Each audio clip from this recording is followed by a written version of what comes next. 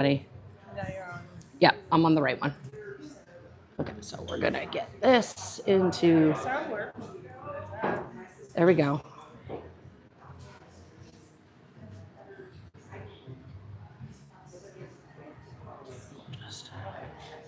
All right, I think we're.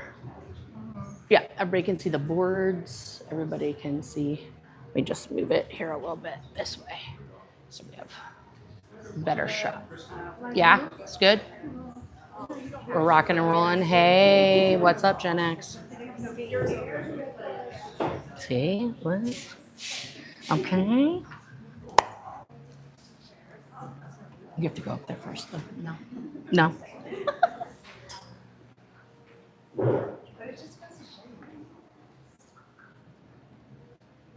She's going to introduce us. I think so. Yeah, we don't have to start without her. Yeah. She'll tell us what to do. Yeah. Stand here with me and wave to this camera. We're going to wait. Yes, we're waving. Okay, thank you.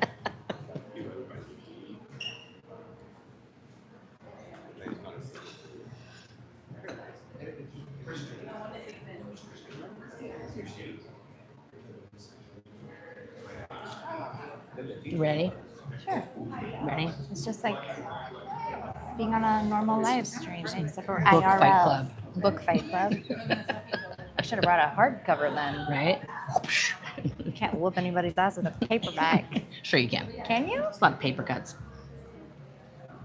We should try. Those are brutal. The paper's thin. Are you starting us, or we're just going to start? Well, so we were talking about maybe I introduce you Yeah. and then you introduce Yeah. her. Does that work for you? Okay. That works for me. All I right, have, and I just I have Should my we little. leapfrog when we come out? Just kidding. I'm leapfrogging over you. everything to That's make not happening. it memorable. I would probably wreck half of that stuff. So let's just. Fair. I don't have a pocket here. Your crowd comes early. I like it. Yeah. Well, we had told them to come a little earlier before it to catch up, but so that's good. Yeah. Hopefully they got a lot of food and drink. Yeah. Loved it. Kept me hopping back there. Nice. And everybody's all quiet. I know. I know. It's exactly 7. Do you want to start? Yeah, let's do it. Okay. Let's all do right. it. Sounds great. Okay. Good evening. Ooh, we have to be far away How's from that that. sound? Is it too loud? Let's get back here.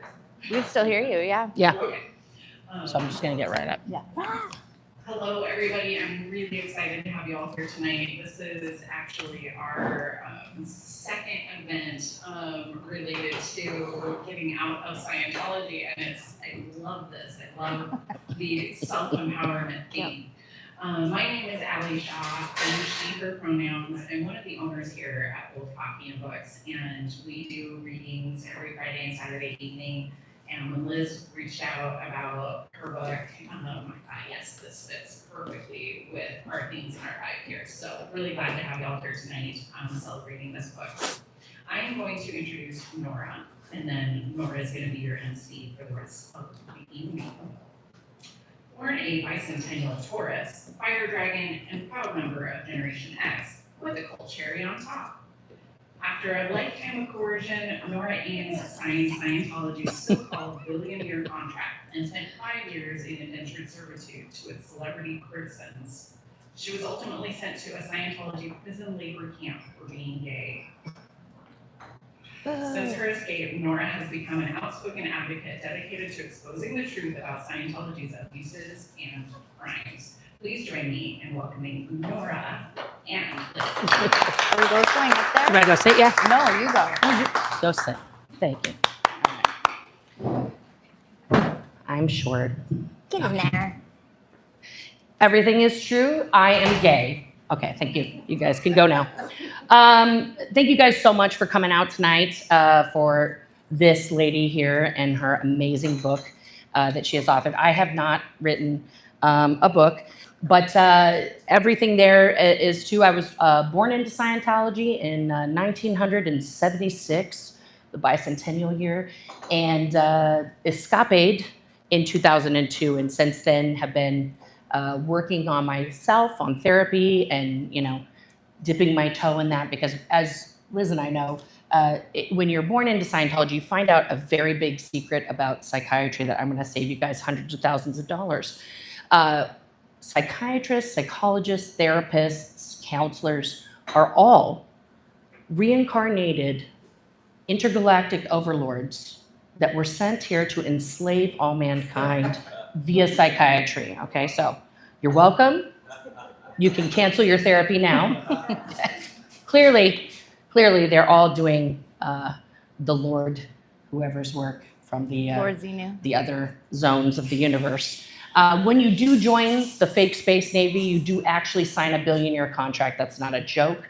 You do dedicate yourself for multiple lifetimes to rid this planet and this sector of the universe from all evils. It is a very big undertaking. They also really can't do math because they told us there was one Sea Org member, one fake space navy member for every 1 million people on planet Earth. And apparently L. Ron Hubbard missed the memo that there was like 7 billion people on Earth. So Should probably go back in the Sea Org then. yeah. Clearly not done yet. Yeah. Liz and I have been friends and collaborators for a long time. We both have a very similar story, except for Liz was a bougie rich girl and I did the work. Yeah. That's true. That's accurate. And what's also interesting about us is we have a lot of similarities, even though we grew up totally differently inside of Scientology. Both of us share this common history of having our parents be part of the KGB CIA wing of Scientology that every church, of course, has. This legitimate religion. They have a wing that follows people around, hires private investigators, intimidates you at your work. You know, that's totally normal for other Christian churches, right? Like everybody, We all no? have that. Okay, just Scientology, just Scientology. But both of our parents were deep in that. We're secret agent spies for the cult of Scientology, so that's fun. I do hold a record of being the only baby that was ever almost declared a suppressive person as an infant because my mom decided she was going to be a full-time mom and her contract was up. And so they literally wanted to put me, I was 18 months old, they wanted to like interrogate me and also bond me because I had been in the room where they were discussing all these secret plans to like follow people around. And in Scientology, it's believed that even when you're an infant, even when you're in the womb, that you are recording and learning and retaining everything around you. So that at some point later, I could be interrogated and reveal all of the secret plans. So yes, it's a great cult to grow up in. You're totally normal, totally fine after. Totally fine. Yeah.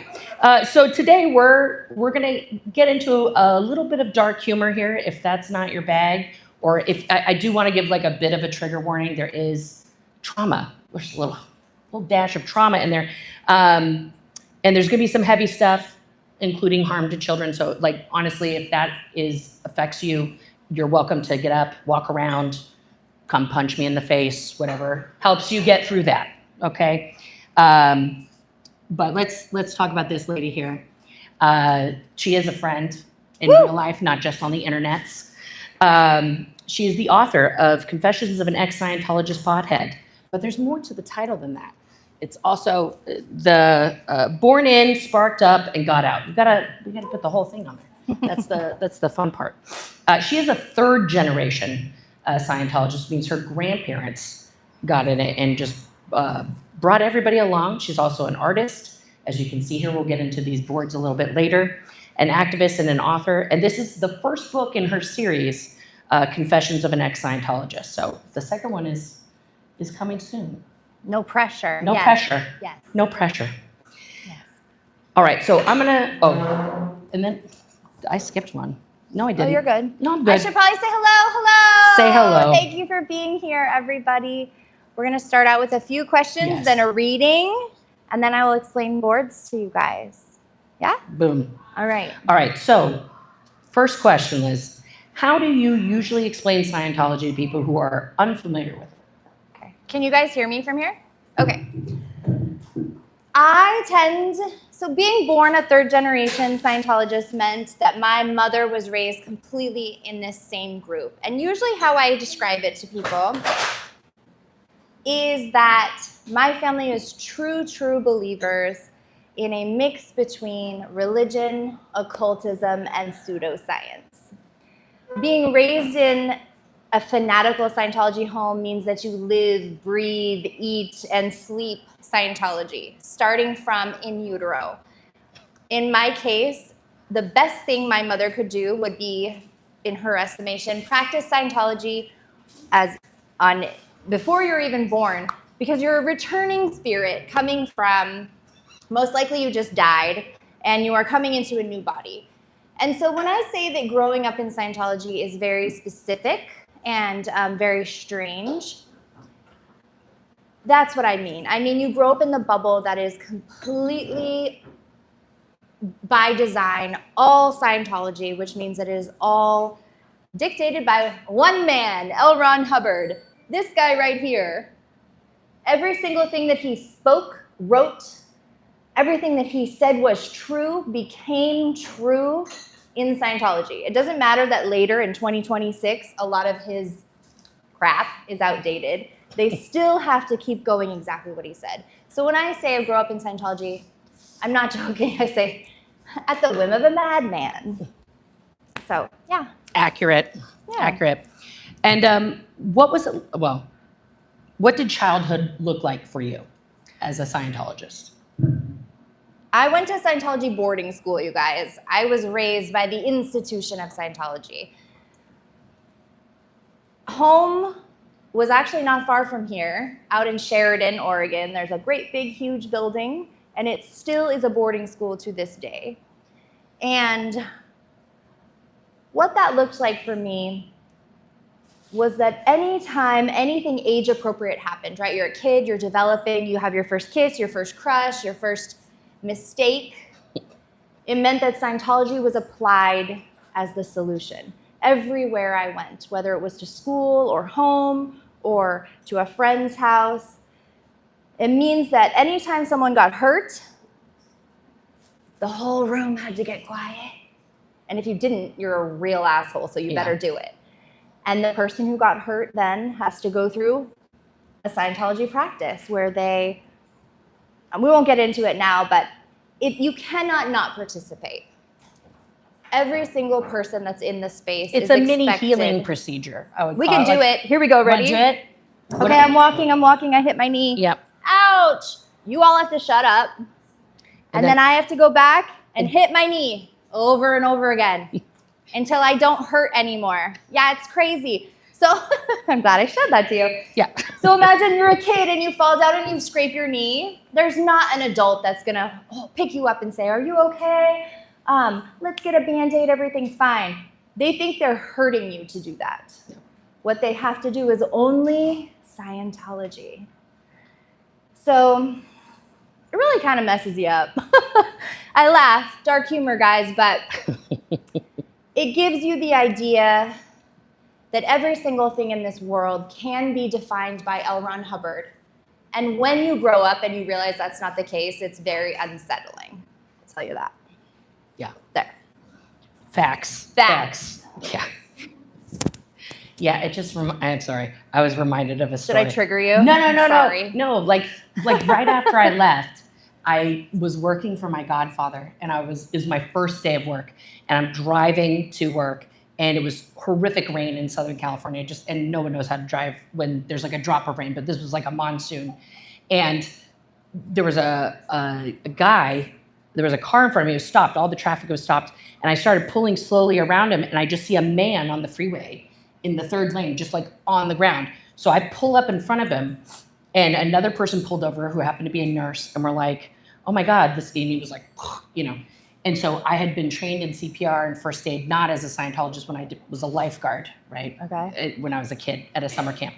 So I was like, okay, we should do CPR. So of course this lady's like, I'll do compressions and you do the breath. So I'm like trying to, and then it wasn't working because he had already like died, technically. We found out later he had a massive heart attack. So I was like, hang on a second, I want to try something, right? So I started doing the bring back to life assist. Oh, yeah. And I'm just laughing because I'm yelling at this person, bring that body back to life. And I'm just like shaking him. And the nurse lady's like, what the fuck are you doing? What's happening? And I was like, okay, never mind. Let's just keep doing the CPR. And then an ER doctor drove up. This is the weirdest day. And he's like, everybody stop.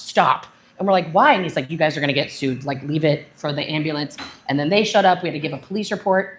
Did you bring him back to life? No. Then his mom called me from the hospital and was like, did he say anything? And I was like, I'm so sorry. He was already You killed him. But I was late for my first day of work. So I walk in, I'm drenched, and everybody knows that my godfather owns the company. And they're like, why are you late? Like, you just think you can roll up here? And I was like, oh, I'm so sorry. I was giving someone CPR in the freeway. And they're like, if you're going to be late, like, just say that you slept in. Like, don't make stuff up. And my coworker was like, that was you were on the news. And I was like, oh, there was like a chopper or something. But like sitting there trying to bring somebody back to life when I knew CPR, that's like the disconnect that happens. Do you know what I mean? Like, Because Scientology will work and CPR Scientology is won't. going to work. Neither one of them sound like they No. would. Unfortunately, Poor guy. he was, But thankfully, That is no an other interesting- accidents happened. That you is know. an interesting assist. Scientology has assists for everything, and one of them is to bring a person back Yeah. to life. Yes. But it hasn't worked It's yet. also the death one. Don't forget that one. Mm-hmm. When you're dying, you can consciously leave your body. Just, you're done. Check out, kind of a thing. Yeah. On that note, what was your process for leaving Scientology? Process. Yeah. How did that happen? I blew up my entire life. Yes. I basically got to the point where they were like, give me your child, and I didn't want to. Scientology starts being practiced on a child when they're 8 years old. If you study very much Scientology, they'll say when a child is 8 and they can read and they can start to understand, that's when you really go in and crack their case. There's no different path. If you walked into a Scientology organization as an adult or a child, there's not a different path or different courses or different reading. So you sign up exactly for the same thing. And I guess really I could put up with the abuse so much when it was on me, but the idea that it would be done to my child was the part that I couldn't handle it. And I didn't go out with grace. I went out with blazing fingers, extended, and I ended up losing everything, honestly. On an Emmy-winning TV show. Well, yeah, I had the opportunity to tell my story on a large platform. When I left, I was on Leah Remini, Scientology in the Aftermath, which was healing because, as Maya Angelou says, one of the worst feelings ever is having a story untold. So being seen and heard was really great. But it didn't change the fact that my heart broke. Yeah. Leaving Scientology meant that I left everybody I knew, my family, my sense of security, my ideas of myself. I lost monetarily. I haven't spoken to my mother in 8 years. And this was all because I saw abuses happening within Scientology and I didn't think it was okay. And you can't do that. It's all or nothing. So when you ask me my process for leaving, it's like, I kind of went insane. And then I was like, I can't do this anymore. So much power to people who can make a graceful exit, but it's not designed to make a graceful exit. It is designed to, in this lovely man's words, ruin you utterly if you turn against them. The one thing that really helped me is to find out that actually what he was selling was snake oil. And while there were bits of truth here and there, it was all an elaborate lie. And the magnitude of the lie and how much control and coercion went into it at least made me feel a little bit better, because it made me understand why my grandmother, for example, was tricked. My grandmother in the 1950s joined this cult before it was even the cult that it is today. And I don't like to think she was dumb, you know, because I'm related to her and stuff. But it was also just Dianetics, though, in the 50s. That's the difference. Yes. Right? But I think she was really looking for something. And so it does trap smart people sometimes. And that, for some reason, helped me as a process to get out. That like, okay, now there's something to unravel here. Does that Yeah. make sense? Yeah. I want to talk about cannabis with you guys a little bit. Marijuana. I called my book Confessions of an Ex-Scientologist Pothead because that was the worst thing that Scientology could call me. They like to, like a toxic ex or something, and they say, nobody will ever love you, you'll never make it in this world. It's like that. It's like, well, you're just a pothead, you're never gonna make it, you're never gonna get anywhere. And that was me taking my power back. Calling myself a pothead publicly into the world, owning my love for cannabis. And if you guys are not familiar with all the healing properties of cannabis, I would encourage you to look it up, because it's kind of a loophole for leaving Scientology. Our parents were anti-pharmaceutical medications. So as a teenager, I found out real quick that cannabis is not a pharmaceutical. And you could do Scientology, you had to get clean for 3 weeks. So I would smoke cannabis. Then they say, okay, you're coming back. And then right before that 3 weeks, I would smoke more cannabis. Oh no. And I'd be like, sorry, can't come in. And they started calling me a criminal and a pothead. But let's be honest. If you take an aspirin, you have to wait 24 hours before doing anything. Alcohol is 24 hours. Alcohol, aspirin, right? So you can't. So if you have any sort of ailment, you don't seek medical attention of any kind, because you can't continue to do Scientology if you are on any form of medication. Which was my game. Yeah. Like no, you were smarter than I was on that. You were, that's diabolical, actually. I know, clever. And I kind of like that too, to throw that back in Scientology space, that I did find a loophole, and that was my survival as a younger child. So yeah. All right. Yeah. You ready to read some stuff? Will you hand me that one? Your book, yes. Hey guys, I'm gonna do a little reading for you. All right. It's gonna get weird, as things do. All right, I'm gonna read you guys confession number 4. I was a Scientologist in my past life. It's not that weird.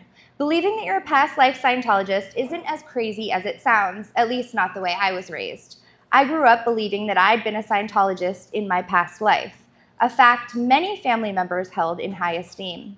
I was told I chose my parents because of their religion, a power move on my part, and an honor for my birth family. According to Scientology, every one of us has lived 1,000 lives before this lifetime. We've been aliens, animals, interdimensional beings, even inanimate objects. Accessing these past lives is an essential part of Scientology processing called auditing. What happened to us before we were here on Earth as the humans we are today is used to explain a myriad of mysteries. Spiritual energy can get trapped in past lives, and according to Hubbard, his method was the only way to release it. In some ways, this past life system can be interpreted as karma with a science fiction twist. Times we were harmed or harmed others come back to haunt us. Things we've done to others will be done to us. We, as spirits, punish ourselves until there is resolution. Sadly, this philosophy can be turned into victim shaming in the blink of an eye, a practice that many ex-Scientologists, particularly those born in like me, have spoken about. The younger the kid, the more likely past life crimes are to blame for their chronic childhood illness, development delays, or neurodivergency. Children simply haven't had enough time to rack up bad karma in this life, so past lives are used to explain the unimaginable and the unexplainable within Scientology culture. Bad eyesight, you stole in a past life. Sexually assaulted, you were a rapist in a past life. Beaten or abused, you were an abusive leader on a planet long ago. Message received, it's your fault. The promise of superpowers. It is believed that with the help of auditing, one can recall lost memories and knowledge. With enough dedication, we can remember where we buried lost treasure when we were pirates, how to speak ancient languages from alien worlds, or remember the Big Bang firsthand. Any skill mastered in a previous life can be recalled. If you'd ever, in any life, played a musical instrument or sailed a ship, you could potentially recover these skills by simply remembering. You could make a fortune from that kind of service if it actually produced the promised results. In this frame of mind, it would be logical for a dying Scientologist to want to be reborn to Scientology parents in their next life. True believers would see this as a head start, a way to resume their spiritual quest without delay. If anyone was going to give birth to a reincarnated Scientologist, it would be my mother. She still is, to this day, the most dedicated Scientologist I've ever known. I was my own grandmother in a past life. Yeah, you read that right. Growing up, I believed I was a past life Scientologist, reincarnated, not just any, my own grandmother. My mother's mother got my family involved in Dianetics, the precursor for Scientology in the 1950s. She raised my mother with Scientology, who then raised me and my brother the same way. Totally devoted.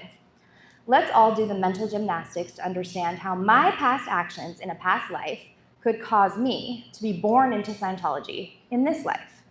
If I had anyone to blame for my life in Scientology, it would be my grandmother or myself. The questions were endless. If I had started this pattern, did I have to be the one to stop it?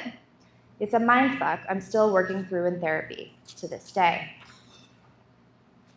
All right, a couple more pages. Past lives were presented as scientific fact. Like many of L. Ron Hubbard's ideas, reincarnation is presented as inarguable scientific fact. It's the basis of all Scientology's spiritual counseling and their top secret levels. Have You Lived Before This Life is a book that includes over 42 case studies of past life memory. Tales from 19th century China, 56 BC Greece, and faraway planets from thousands of years ago are described in great detail. Some go back even further.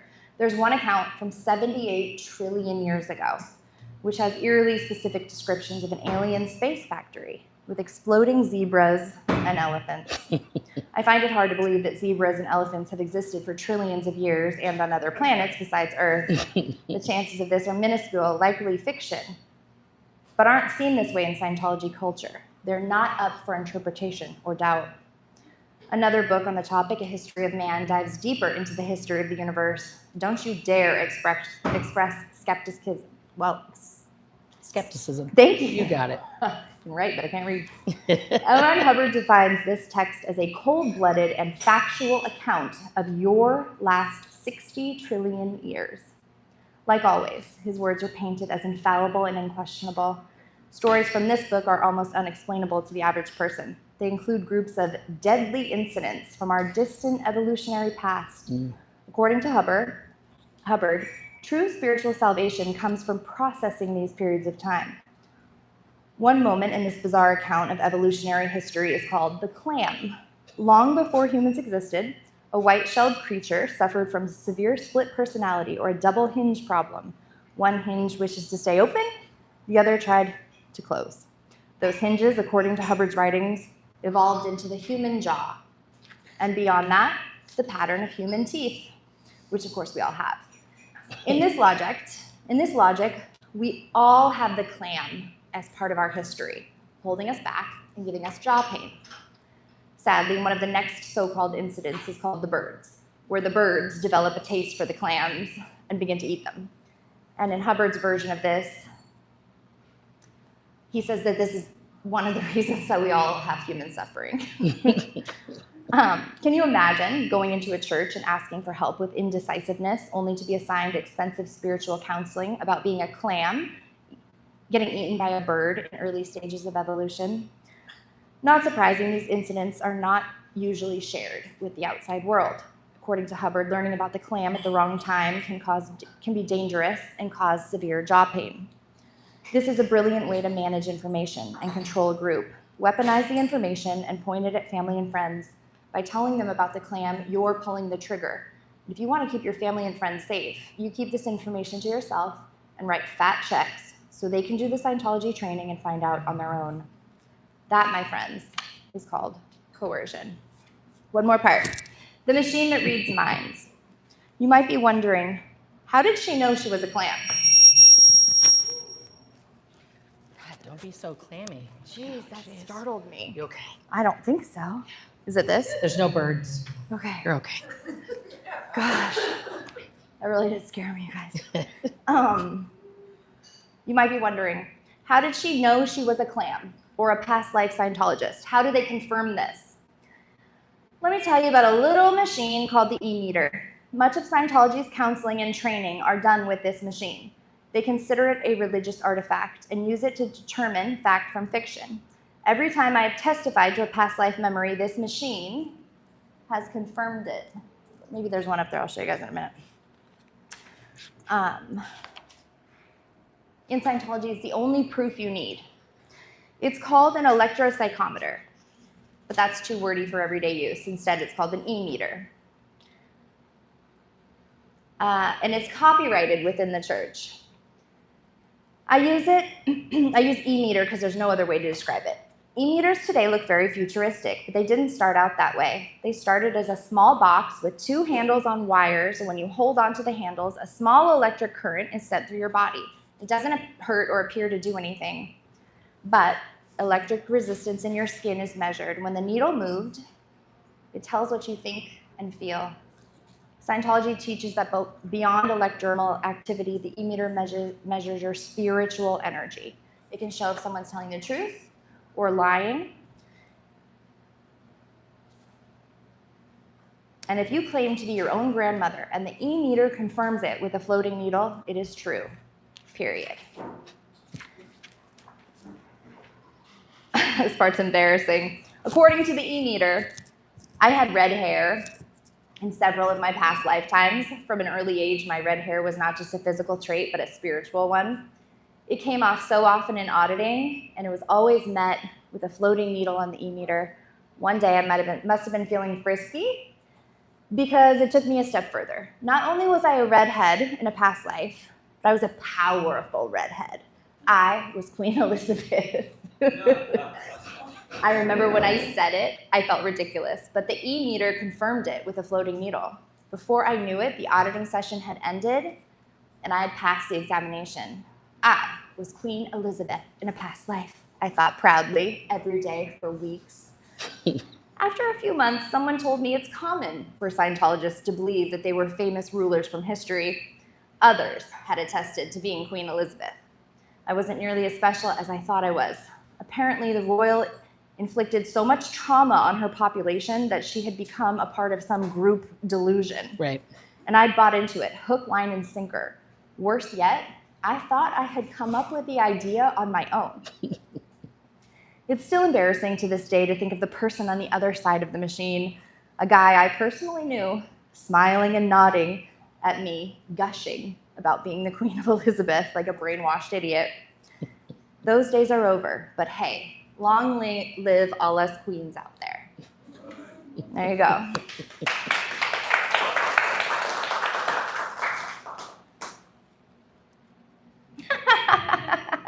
Thank you. It's the first time I've actually read any part of my book, like, to a group of people. So thank you for witnessing You did a good that. job. You did a good. I think there's so many Queen Elizabeths, Marilyn Monroe's. Who was the other big? Oh, Joan of Arc. Don't forget Joan. Yeah, so many. So if you don't pick one of those people or some other known figure throughout history, you're kind of like. That should be studied. I think so. Honestly, that should be studied. I mean, even in the 70s, my mom told me there were several, Joan of Arcs and Queen Elizabeth and, all of the people. It's not very original, but everybody gets validated by the little space machine that, of course, Hubbard stole from somebody else. Like everything? He didn't have any original ideas. Right. Yeah. Is that echoey? I don't know, maybe I should get closer. Woo, baby. No, just kidding. Okay. Did you ever attest to anything? Yes. Joan of Arc? No, the guy who ran the Celebrity Center told me I was Joan of Arc after we watched the movie starring Mia Jovovich. He was like, did anything seem familiar there? And I was like, I like it. It's France. I don't know. Like, You're Joan of Arc. I'd like to indicate you were Joan of Arc. He's like, you didn't see like yourself in the character, Also, I had a pixie cut at the time, so I think it was just about the hair that he was very upset about. I got a lot of trouble for that. Power of suggestion. I wonder if somebody was going around being like, ooh, Queen Elizabeth. Well, no, the problem was, okay, so yes, I did a test to, I'll just come closer. I did attest to being clear, which is the goal of the first book from 1950, Dianetics, the Modern Science of Mental Health. And what you achieve with that is somebody who no longer has the ill effects of any bad incident that has ever happened to them. So you can walk through life just vibing Happy to as a everything, clam. happy as a clam. Happy as a clam. But of course, I was a past life clear because I was 14 when I did this, and I hadn't done all the other steps leading up to it. So we're both past twinsies. life Scientologists. Twinsies, yes. Hey, you're leaving yes. me hanging. I mean, I'm upset. Thank you. But let's be real, because what that means is that we died. We were just floating around, and we were went to the hospital, and we picked out the two most moronic idiots that we could possibly pick out.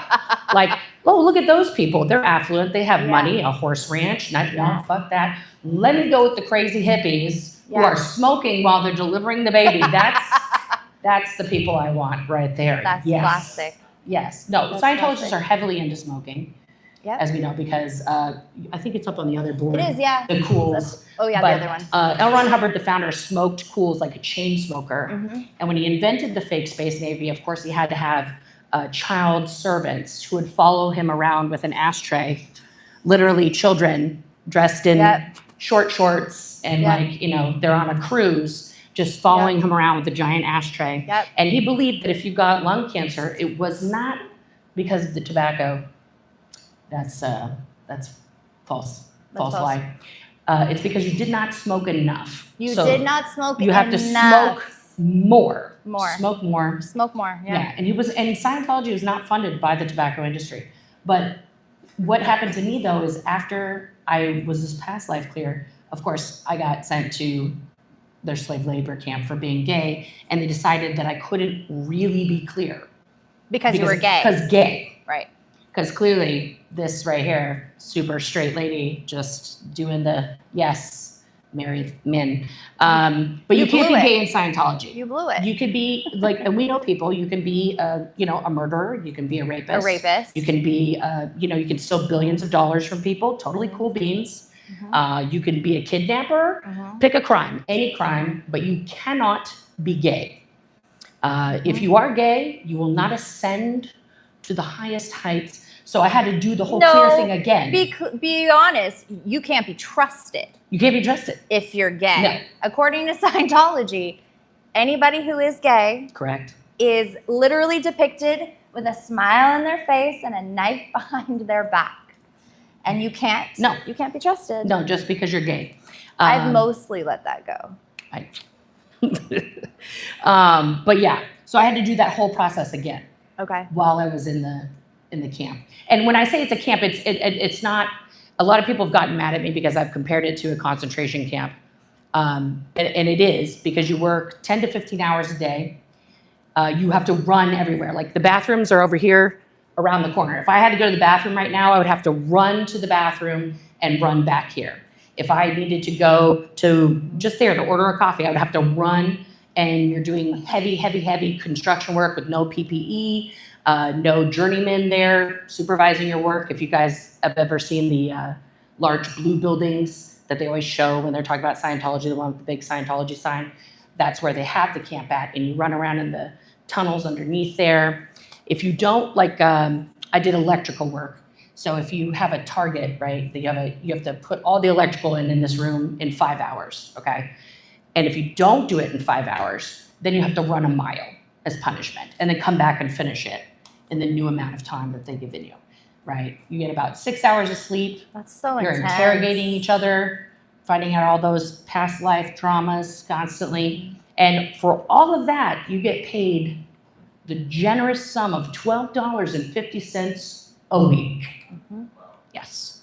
So as a woman, you have to buy all of your personal hygiene needs with $12.50 a week. And if you want that Coke, that's $1 at the canteen, no discount for you. You got to get a lot of cigarettes too, otherwise you're know. going to get cancer. Well, I didn't need them. There was 200 other people chain smoking while we All were around eating. you. 20-minute meal breaks, which you have to run to 3 times a day. And then bonus for the gay baby, instead of having an individual shower, you run up to the 7th floor of that building just below that sign, and you go into a shower room, okay, which is 7 stalls. Now listen, guys, I was so gay that I hadn't done anything. This is classic lesbian coming out story. And the first night I walked in, and I walk in the shower room, it's all steamy, and I look up and there's literally like 40 women that are mostly naked, jumping in, because you have 3 minutes to shower. So I was like, this is not helping You know, you at all. This isn't curing it. at my Scientology boarding school, Uh-huh. where my parents paid a lot of money to indoctrinate me. How much was it per year? 20 grand? $47,000 a year. Per year. It's 70 now. We Yeah. also had to take 3-minute showers. Interesting. Same see. There we go. Same see. Trauma. Yeah. But now we're Should we gonna talk about our board for a let's- minute? This is Liz's amazing Okay. art project, where she's documented I'm gonna all of stand up. Scientology. So I'm gonna give it to you because this is yours. I'm not okay. Would you want me to move Nope, it? I don't. I don't Okay. want you to do anything. I feel. I'm a gonna little stand bit here. trapped back here, though. All right, guys. You know when you're trying to figure something out, like you're trying to solve a crime, and you have to put you got your red string, and you got to put it all up. You got to figure it out. Well, I could not figure out why in the hell my grandmother in the 1950s would join Scientology. I just couldn't figure it out. So I started kind of documenting, like, I guess I'll say the vibes. What was going on at the time, what the feeling was. No, I'm actually gonna put this down. Here we go. Oh, gosh, that started moving. Thank you. All right, back in the day, it's a little crumbly, a little hard to see, but L. Ron Hubbard presented his book, Dianetics, to the world, saying he could cure any disease. He could cure eyesight, he could cure arthritis, insanity, psychosis. And he started traveling around and doing these lectures and selling self-help courses with that e-meter that we talked about earlier. And he went around, and at first, people were buying it. They loved it. He came out, he's like, I'm a doctor, I'm a nuclear physicist, I'm the man. And he said, it will work 100% of the time. Well, most doctors, psychologists, pretty much anybody with real-world scientific experience, it's called bullshit. Because most things of the mind or having to do with human behavior do not work 100% of the time. Otherwise, the world would probably be different. So eventually, he was laughed. He was laughed out. He was laughed out of the American Medical Association. He was laughed out of the American Psychiatric Association and other international groups. And at that moment, somewhere in his mind, and maybe he had this plan all along, he decided, we're gonna pivot. We're gonna get out of science, and I'm going to make this a religion. Because once you move things into the field of religion, you don't have to be as accountable with your results. It can be a little bit more wishy-washy, and this whole idea of it's gonna work 100% of the time, you can take that to the bank.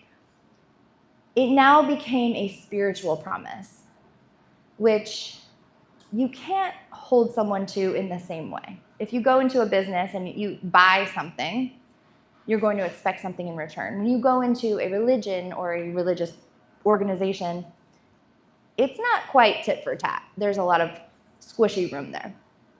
So eventually, he started taking everything that his research, his breakthroughs, and he made this chart to spirituality. So me, I'm working backwards, right? I'm like, this guy's crazy. He smoked cool cigarettes. He's like got this weird history. And I start going into the symbology, right? And my mind just like cracked open. It blew my mind because it turns out that L. Ron Hubbard didn't actually think this stuff up himself, a lot of it. He stole it. You want the other one? I do. Up on top. Oh, thank you. Oh. Yeah. I'll be your Vanna. Okay, thanks, Vanna. And this is when I started to realize that actually, Scientology is occultism. Before he made Dianetics, L. Ron Hubbard got really, really, really involved in the occult. He lived in a house here in Pasadena with this guy, Jack Parsons, who is a huge American history name. He was one of the people who started was like a forerunner to NASA. JPL. Yeah, the Jet Propulsion Laboratories. And it all traces back to this guy here.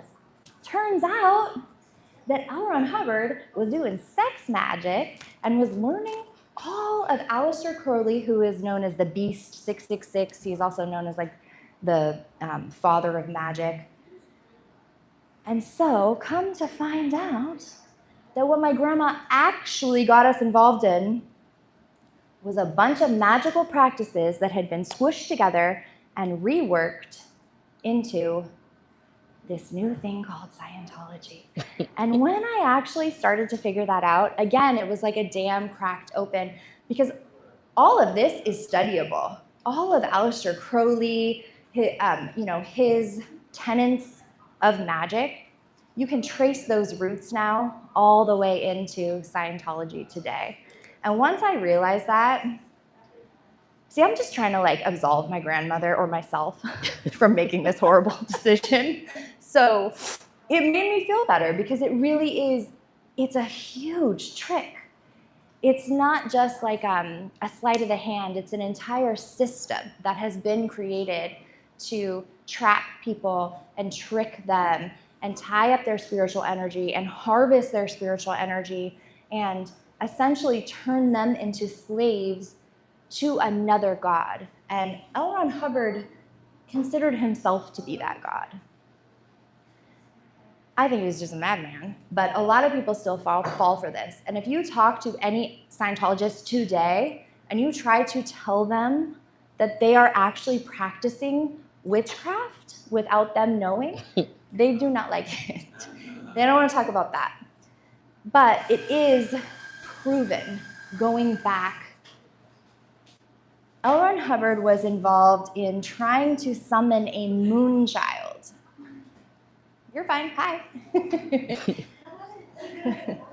Welcome to our TED Talk. Welcome to our TED Talk. Which means that, wow, they're walked into something strange. It means that he was actually involved in sex magic rituals. And I find this also timely too, with some of like the news of the era and things coming out in the media today, that this same type of witchcraft, this same sort of satanic giving in to your every whim, following, the book of the law, as it's called, it's so embedded in our American culture that when I started to understand how deep these roots go, I realized that it wasn't actually just us Scientologists that have this history. It turns out a lot of us in America have this history. It's just that the group I was raised in never actually condemned it like other religions. Stay away from witchcraft, it's bad. Scientology doesn't do that. What they do is they teach you to be an occultist without ever actually telling you that that's what you're doing. So I found this all to be fascinating. And I actually have a huge art project that I'm working on that has about 250 square feet of all types of imagery, and it's all in a line and makes a lot of sense. So when I do that show, I hope you guys will come out. But there you go. That was a lot. Yeah. And that was just the tip of the iceberg. Yes. Actually. Yeah, it is just the tip of the iceberg. But this for me was so much. I have to have things visual, not just written, or it won't make sense. Yeah. 100%. Woo. You ready for your said next it. part? We should do. Do you want to? Oh, I have one little Yeah. thing to read. One more reading. One more little thing. This is Confession 14. Sometimes I miss being a Scientologist. The world is a shit show. Being a grown-up is hard. Sometimes I get overwhelmed, sad, and fearful, and I worry about the planet, society, and finances, and well, just about everything. I'm on my own with my little family, and many people are rooting against me now. Since leaving Scientology, being homeless, experienced lockdown and COVID-19, the hole in my life has been amplified. I miss the certainty of being a Scientologist. The belief that we, as an elite group, had the technology to save all of mankind's problems was a huge relief. Anything could be overcome with L. Ron Hubbard's methods. Now I don't have that comfort to help me fall asleep at night. Instead, I put my faith in the very people that I was taught to fear, the outside world. There's a serenity in thinking you have all the answers. It's delusional, of course, but it feels good in the face of change and uncertainty. I've come to learn that my faith in Scientology was displaced, but the faith in myself is in the right place. I'm a fighter, I'm resourceful, and I'm a good mother. I win.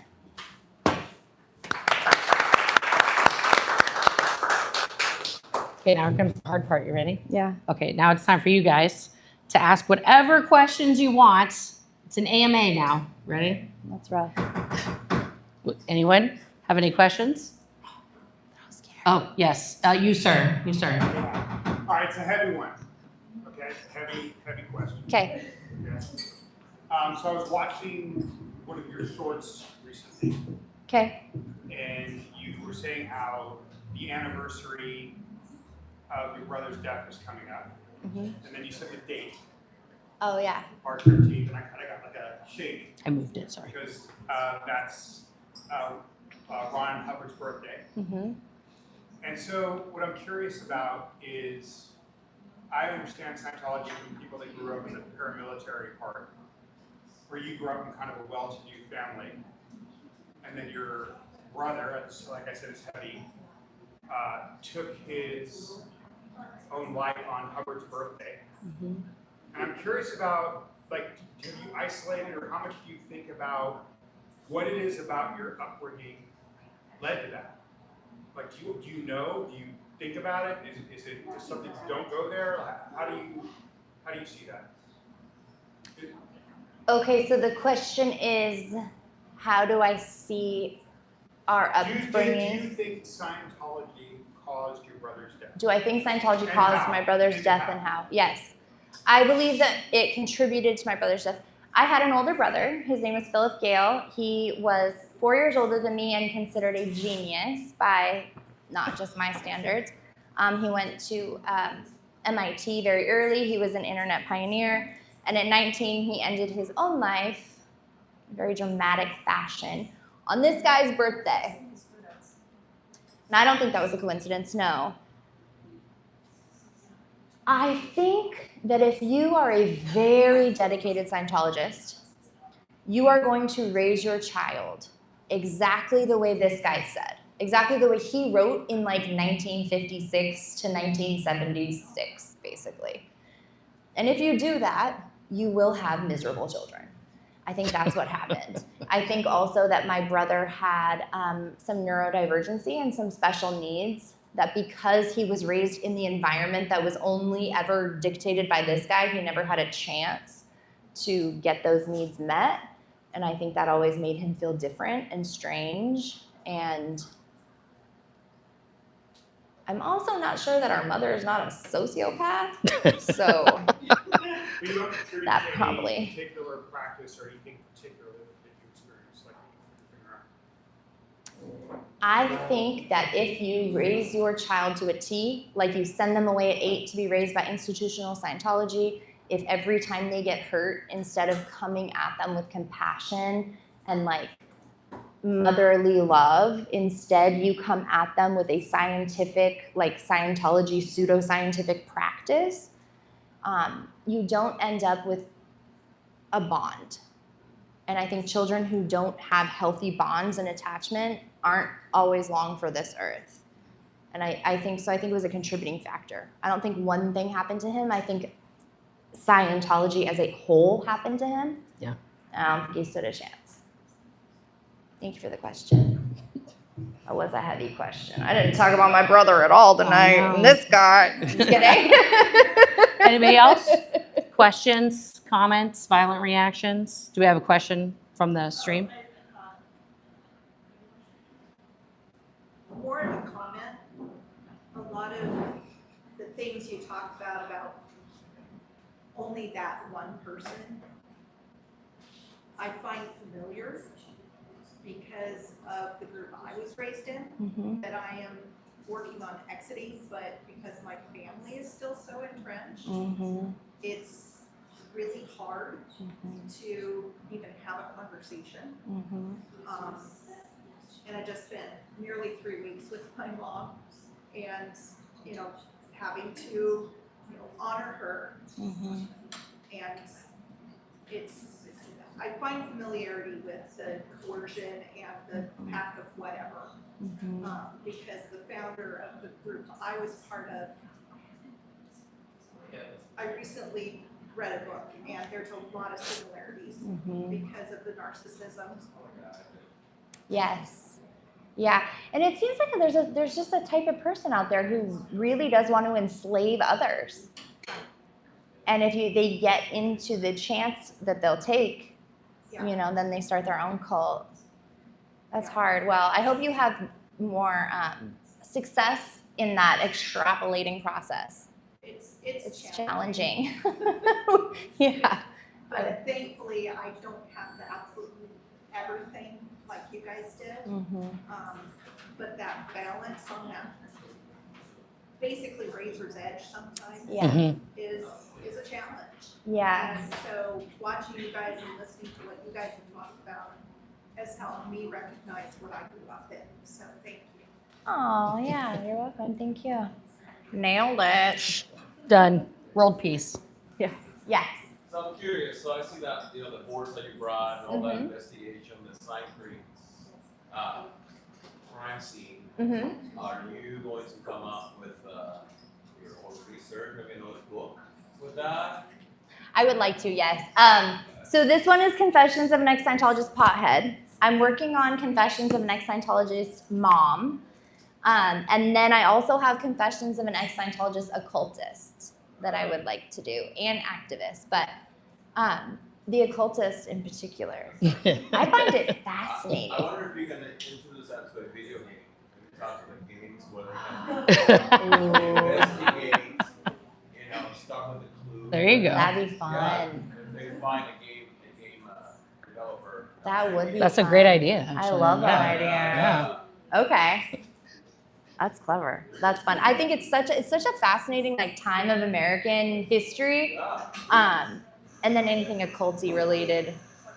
I mean, I'm there 100%. Oh yeah. Yeah. We should make an app, a little story. There you go. Story. Yeah. Yeah. I love it. All right. Anybody else? Question from the chat. Okay. Wonderful. How do your children feel about Scientology and why they can't see their grandmother? Oh gosh. Brutal. Well, actually, so that's a heavy question, chat. My goodness. Let's pause and think about that. Yeah. Think about that one. Take a sip. I was writing on my book earlier today, Confessions of an Ex-Scientologist Mom, and writing a chapter about how I 100% have mommy issues. And it's hard because as a woman, then I became a mother, right? So to answer the question,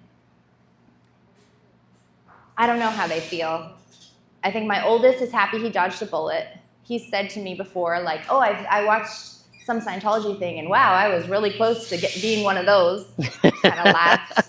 With no trauma associated, and that's great. My 11-year-old told me the other day that he texted my mother without my knowledge. He got the number out of his dad's phone, texted my mother, who I have not spoken to in forever, wrote, "Hi, Grandma. It's me. I'm doing a school project. I need to get to know a family member I don't talk to a lot." Yeah. The bitch left him on red. She did not respond, which I'm actually kind of maybe happy about. But he's trying to figure it out. He is trying to figure it out. He's like, where's my grandma? Luckily, I said, buddy, because he has 2 grandmothers. He has 2 actual real-life grandmothers who are amazing and good and kind and have loved him unconditionally. So that's his idea of a grandmother. He's not met my mom. He doesn't know. So I tried to tell him, it's not what you think. You're probably not going to get what you think out of this. And I was able to tell him a few stories about growing up. Yeah. And he listened to me. I actually showed him a couple of the grabbed your boob, sorry. A couple of the processes. My wife is right I'm there. so sorry. Jeez Louise. And he was like, wow, Mom. What did he say? He said, thank you for telling me that story. So See, that's what a good Little job you've bit, done, though. yeah. So they don't know. Can and you I like imagine that if they we don't had know. if we had had that interaction with our parents, right? And they told us some weird story from forever, Yeah. like the dinosaur days when our parents were around, Right. and we were like, "Thank you for telling us that Thank story." you for telling me that story. Thank you. Yeah. Actually, that would be almost like a perfect. My son is far better raised than Yeah. he's far better He's raised than I was. a good kid, but that's a reflection of you though as a Yeah. mom. See, So I hope that answers. Chat coming in heavy with the question. I know, right? Oh, a lot. Family stuff. Yeah. I didn't want to come up here and just be like, my mom, my brother, where? Here we are. Any other questions? Other questions about 8 o'clock? All right. Well, I came prepared. Vitamins, I'll still be clear. Vitamins? Yeah. No, you have to. Vitamins are to. pushed. Vitamins, you take like a cup of vitamins a day. Yeah. So many, and it's all the wrong stuff. It's all like no one knows what they're doing. You're taking like overdoses of everything. So like if you're taking vitamin E, instead of taking like, 1, you take like 7 because it's supposed to help you to react better on their, lie detector. Yeah. Oh yeah. Actually, one of the first steps, if you do choose to join Scientology, which is 0 out of 10 stars, do not recommend. Yeah. If you go and you say, hey, I'm here to like do the stuff, one of the first things they'll have you do is this whole detox. It's called the Purification Rundown, and you Not backed by science. not back. Yeah, let's be clear. It should be the whole pre. Yeah. None of this is backed by science. None. But you take so many vitamins, and I think I did that 4 times before I was 18. And You they could have take handfuls. Well, they also did studies though, because part of the regimen isn't just vitamins; it's niacin, right? The key that That's a vitamin. Lafayette It's a vitamin. found out was that if you ingest overdoses of niacin and then run on a treadmill to activate it to get the flush, then you sit in a sauna for 5 hours, you will sweat out all of the toxins because they're all stored in your fat. So that's. Yeah. Weird things do happen on that though. People, yeah. When you take niacin and you get a flush, it's a B vitamin, you get a flush. I did when I was doing the purif. I would get a flush in like the shape of an old sunburn or an old bathing suit. You were, and I was like, oh, that's the sunburn. It's that's coming the out of you. radiation coming out. yeah. Some people got a free high too. Yeah, they got I heard they were that. hallucinating. Yeah, they're like, ooh, my acid's kicking in. And all of the They're people who sweating did out. that now have liver damage. So Do they have hospitals and clinics? no. Here, actually, they do have some Scientology doctors, but they have been known to actually kill people. So, like Lisa McPherson's doctor in 1995, who refused to treat her while she was being starved to death, and then directed Scientology to take her to the hospital that was 4 hospitals away from the actual location that she was at. So yeah, there are people that are Scientologists and doctors. Dr. Berg, if you guys see him come up in your YouTube, Instagram, TikTok feed, that man is Dr. Eric Berg. Dr. Eric Berg. He's a Scientologist, high-ranking Scientologist. Please don't do anything that he says. But all of the organizations, they install saunas in like the building downtown. It will have a sauna Yeah. in it, like a large sauna. And they do say you have to get signed off by a physician when you do this, but it's a Scientology physician, so So if you had a reaction to all these vitamins, all this stuff you're shoving down your throat, it's your fault. That you have It's Name just of the toxins in your body that need to get sweated name out. of the game. It's your fault. Yep. Yeah. And actually, you keep going and going and going until you have the realization. I forget what the realization is, but you could do it for 4 weeks. I don't Straight. even remember. Yeah. Yeah. And it's like $1,800. No, it's more than that now. Oh. You guys want to hear a funny story? When I was, I think it was like 14, I was on my period. I was on like my 3rd time doing it. Mm-hmm. And I wanted to smoke weed. And I was getting real tired of them.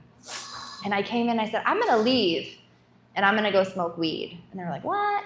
And I said, well, if the technology works, then I should be able to go do any drug I want and come back here and sweat it out and get right back where I started. And they were like, oh, that's crazy. Furthermore, if I leave now and I don't finish it, I don't have to pay again. Yeah. So I can just do that. I was living here in Portland on my own, staying with some random other Scientologist, no parents to be seen.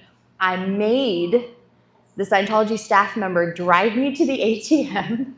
I took out $250 of my mother's money. I bought weed. I was like, peace. And they did not know what to do. And years later, I told that story, and a girl goes, that was me. You told me you were leaving. Because she was the. She was the, Oh my God. DIC. And I was like, That's oh, yeah, crazy. do you remember that? And she goes, you blew my mind. I didn't know anybody could do that. I was like, I'm still smoking weed. Got that Purif waiting for me. Anytime I want to go back, they owe me. Take those vitamins. Oh my goodness. Yeah. Oh, we have another chat question. Well, no, actually, it's fine. Oh, we have a question from Jen. But you guys were born into Scientology, and your parents hooked you in, obviously. So, but you met other people along the way who joined voluntarily, right? What are some, if you're raising kids today, what are some like red flags you might see in kids that maybe you think, gosh, my kid might be joining a cult? Like, what do I do? Or like, what are some things to like look for as parents to like maybe stop that before it That's a good question. they're like completely indoctrinated and taking Purifs and saunas and Yeah. weird other stuff. My main thing is I say push back and see what happens. I think that's where you can tell so much about any group or school or community or mom's group that you're in, anything. And I'm not saying like push back to be an asshole, but when you do come into something, be honest, say how you feel, question, try, and see what happens, because a cult will not let you question at all. No. And that starts at the very first level. So that's one thing. If you can't question or critique it, then get the hell out of there. Yeah. I mean, I think we saw, we saw an actual example of that recently. There's a young man, a 20-year-old in England, who he himself joined as a 19-year-old, and then truly believed he could think whatever he wanted, he could ask any question, he could not agree with parts of what Lafayette said and all these things. And he was contacted via TikTok, because he was running Scotland's TikTok account, by a former Scientologist, and was like, hey, I'd love to talk to you about it. We kind of like had the same job. So they started talking, and he did an interview on YouTube on that guy's channel. And he went into it really, like you and I have said in this book reading, more things that are salacious, not salacious, but like kind of alarming, that are truths about Scientology than those two people talked about for their almost 2-hour interview. It was just basically them kind of like talking about the good times and like what they liked about selling Dianetics and all this stuff.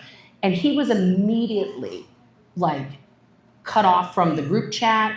He was separated from everybody else. And then he was going to get sent to the labor camp. Right. Because for like reprogramming, reconditioning, because he asked those questions. And I asked him, listen, like, what did your mom think about all this? And he was like, my mom lets me make my own choices. And so like, she didn't even know that he had done Scientology. So he's been working for Scientology for 2 years, and he's left. And his mom's just like, all right, like have an adventure kind of a thing. So I don't know, like with my kids, if I tell them to do something, they usually tell me to go fuck myself, and that's not cool, and they're not going to do it, right? But like, so I think it could be either way. I think it depends on the kid. Depends on the kid. You know what I mean? If my child was going to join the Sea Org right now, they were going into the Sea Org, I would They're gonna have to deal with me. kidnap them, Yep. tie them to a chair, Yep. and pour cold water on them until they came to their senses. And if they insisted, I would send them with a credit card and a secret credit card and a secret phone. Or you just do what I did with one of our kids. One of my kids decided she wanted to go to Annapolis when she was a junior in high school. She was like, I'm joining the Navy, I'm going to Annapolis. And I was like, okay. And my wife was a little scared about that because I was very supportive. And then I started waking her up at 5 o'clock in the morning with revelry. And started critiquing her bed making, and like, I can't bounce a quarter off this. What's with the things? Within a week and a half, that idea, gone. So if you just start running it like the fake space Navy. I'll interrogate him. Yeah. Until he doesn't want to be there. Yeah. But I would say be a rebel. Be a rebel and see what happens. Right? Fuck it. Yeah. Yes. How did you avoid the Sea Org? Oh my Lord. You know how I avoided the Sea Org? With LSD. That's how I avoided the Sea Org. That's the one drug besides psychiatric drugs that And you cannot take. Don't forget about PCP and angel dust. No. I still don't know what You know those why? are, but you can't do them. No, but you know why you There and can't now. take any of those three? Because that's what Lafayette was doing Oh. in the 60s. Before he started the fake Space Navy, he decided to go on a treasure hunt in the Oh. Mediterranean while he was recalling his past lives. It's like, that's a bad idea, don't do that. And then when he was doing the research for the stuff that costs all the money, all the, operating Phaeton, he was tripping off LSD and came up with all of the space opera that now costs people I wish they hundreds would of just thousands of dollars. Tell us that at the beginning. No, He was because that's why he high doesn't out want of you his to do mind it. when he made Scientology, and that would Well, it's actually obvious make when you sense. know what it is, It but would we make thought it sense. was all true. That's This is true. all real. That's true. But that's why you couldn't do it, because he didn't want you to get it for free. You had to pay him for his research. He's a drug dealer. So I knew that you couldn't join the Sea organization if you had done LSD because my father had done LSD. So when I was 14, I did get coerced into signing my billion-year contract. I cried, but I signed it. And my mom said, you can't go in until you're 16. So I had 2 years to figure out how to get out of it. Because it was a billion-year contract. Once I went in at 16, I was never going to have kids. Nope. I maybe would get married, but never have a wedding, never have a family, never have a career, never write a book. So at 14, my brilliant plan was to source LSD. I flew to California, got some at a strip mall from some random friend, and fried my face off 12 times in those 2 years. Just to make sure. Yeah, just to make sure, got in there. And then I very proudly was they're like, when are you going to the Sea Org? I was like, I've done acid. And there's okay, I got into a lot of trouble, but I didn't have to go into the Sea Org. I thought it was very clever. Later, I found out that there's no way for them actually to test this, and you can just say you did LSD. Except, see, this is again rich kid bougie shit, right? Because so there's a lot of famous Scientology families. One of them is, of course, the Lewis family. Oh, yeah. Okay, so their dad was one of the big time Scientologists. He was the one who told everybody. So then he told his children Yep. to tell the recruiters that they had done LSD, and then it got found out that they actually had it, because it got a little suspicious once the 9-year-old was like, I did acid. Right. They're like, Johnny also might have helped me figure that plan out. but see, you really actually. did it though.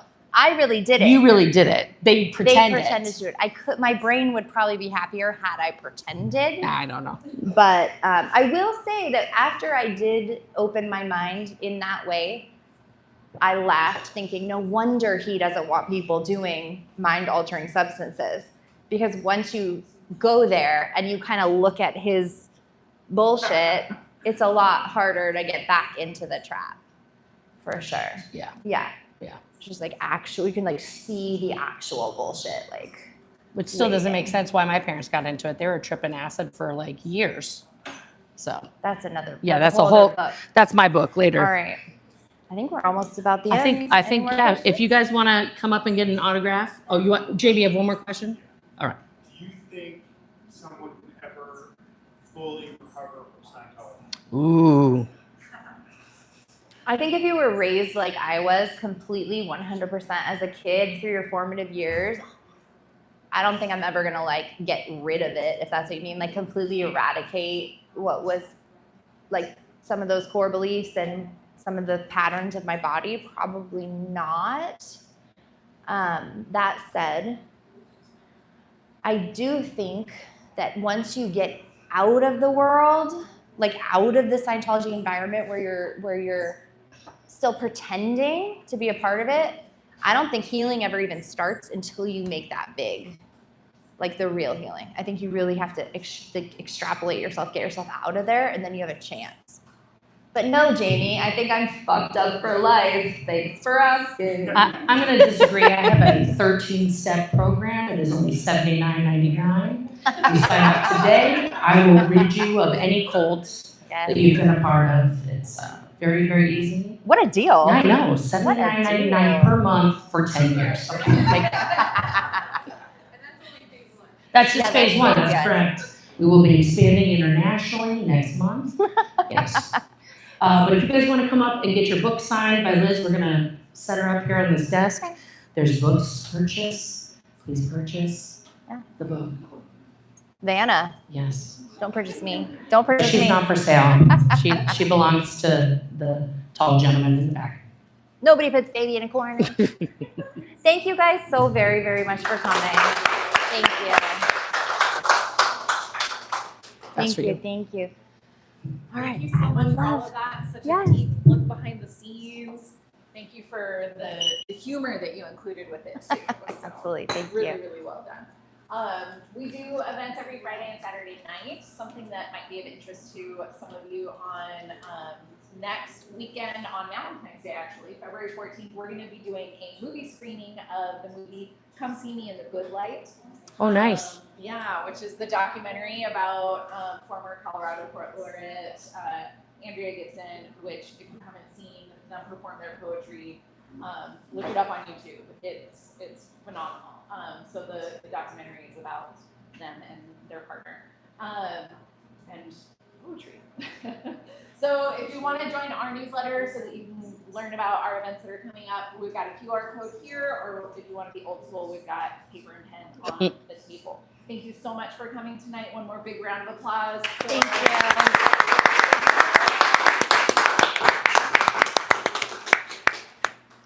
Woo! Did it. You did it? Thank you. Why is everybody so quiet now?